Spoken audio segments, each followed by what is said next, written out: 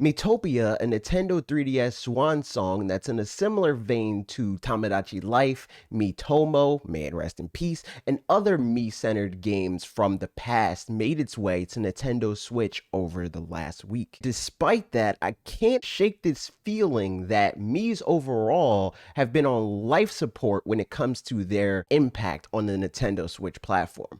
Let's talk about it.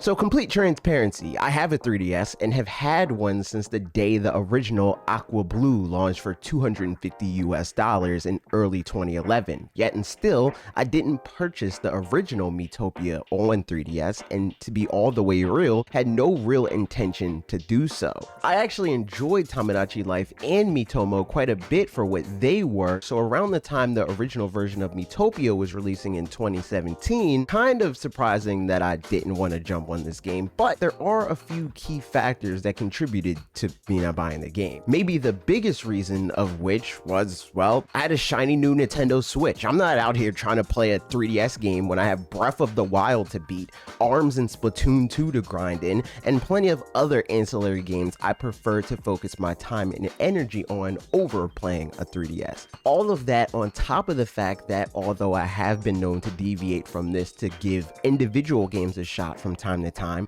I'm not an RPG fan to begin with, so the pros and cons were not in Miitopia's favor when it came to picking it up on 3DS in 2017, or since, to be completely honest. Fast forward to now with this new Miitopia HD remake remaster situation, I actually intended to pick up Miitopia on Nintendo Switch to play with our chat on our Twitch channel.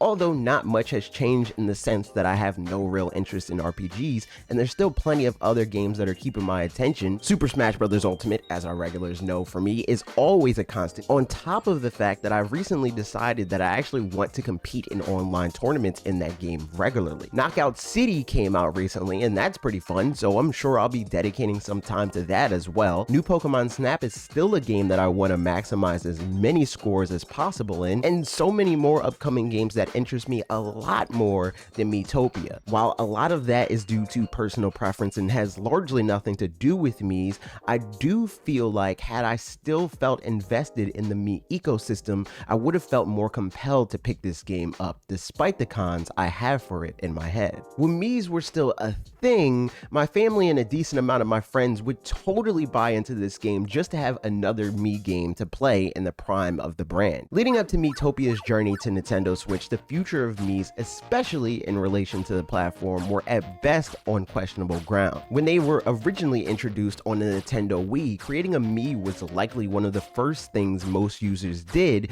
and if you guys are anything like me or any of the people that were in my immediate circle in those days, creating new Miis for anyone that came to hang out and play Wii games with us was a highlight of those sessions. Even on the 3DS, it was a fun day one activity to see how close the built-in cameras could get to making one compared to what we had to make from scratch before cameras were in almost every device known to man. Miis went from being at the forefront of everything we did on Nintendo home consoles since the day they were introduced, and even being prominent on 3DS to being tucked away in a system setting menu on Nintendo Switch.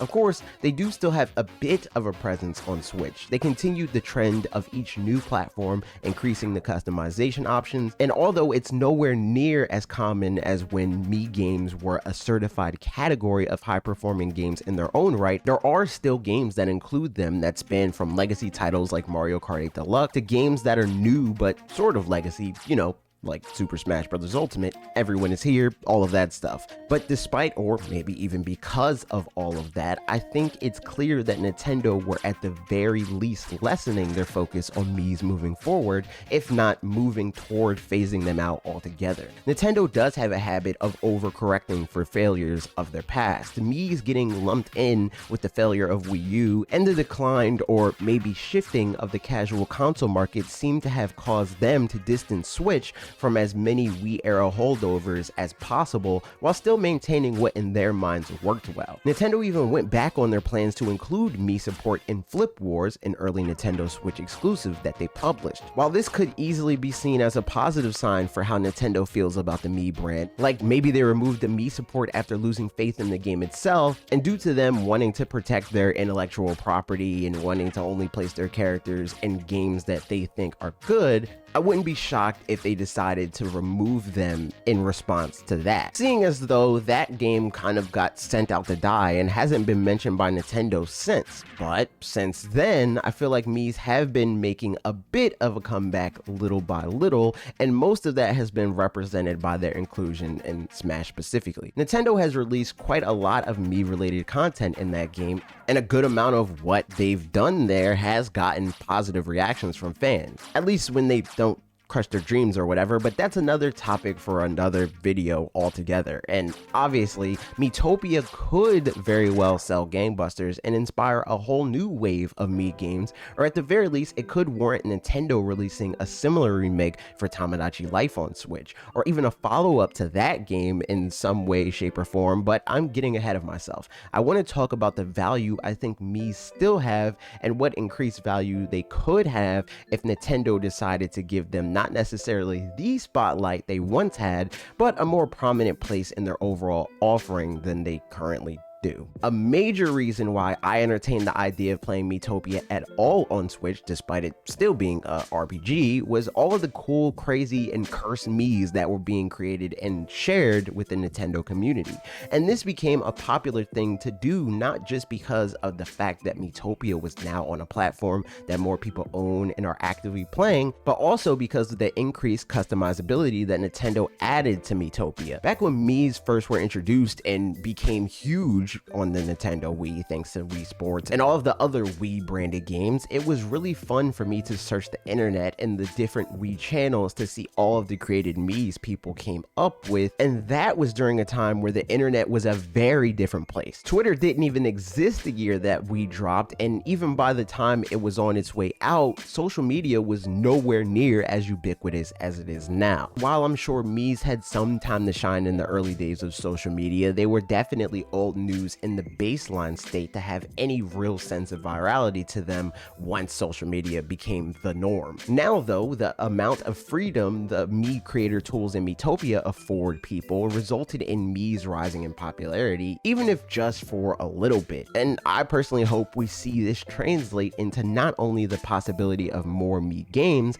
but also the inclusion of more in-depth Mii customization tools in the future. And it would of course be cool for the sole fact that we'd be able to make our profile pics on Nintendo Switch Sonic the Hedgehog or whatever, but also because we'd be able to make the Mii tools even more inclusive than they already were, and surprisingly, they were already pretty good as far as video game customization tools go when it comes to diversity. Also, apparently, despite the outward appearance of how Nintendo viewed Miis, even in the early days of Switch's life, Nintendo was putting a fair amount of care into the Miis after all, or at the very least, they found an unexpected use case for them because it was discovered by data miners that Nintendo used an updated version of Miis to populate the world with NPCs in The Legend of Zelda Breath of the Wild. While this isn't exactly enough to say Nintendo always valued Miis the same, it is enough for me to hope they could continue to find interesting uses for them moving forward that go even further beyond the typical comic relief characters in other franchise titles or starring roles in their own common games that they've been used for up until now. Imagine the next ARMS game incorporating similar technology for customizable characters in a potential sequel. Hell, imagine if Pokemon used it, or any developer. Imagine if Nintendo made this more advanced Mii file something that was included in the Switch software developer kit. So many cool possibilities could come of that. That being the case, I can comfortably say that I don't think that Nintendo is going to kill off Miis, but it's not necessarily indicative that they're going to do anything more with them than they recently have been. Maybe their huge franchises will continue to use them, like Mario Golf and all that stuff, but I would like to see them return in more of their own games moving forward and being used in more interesting ways like the ones I mentioned before. I talk about it from time to time, but character customization actually means quite a bit to me, and I think that having Miis used as a baseline could make it easier on developers to make their character customizers a lot better. Also, like I said, I just have a lot of fond memories attached to the Mii brand in general, so I would love to see them increase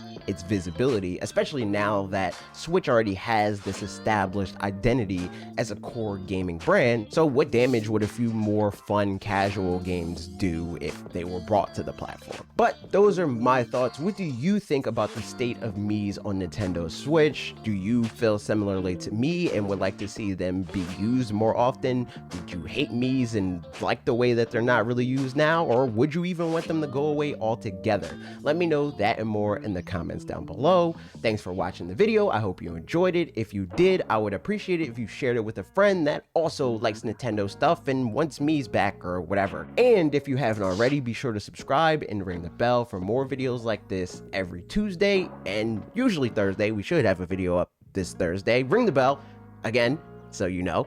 And if you're playing Miitopia and have any cool Miis, feel free to send them my way. I'd love to see them. Okay, that's it for me. See you next week.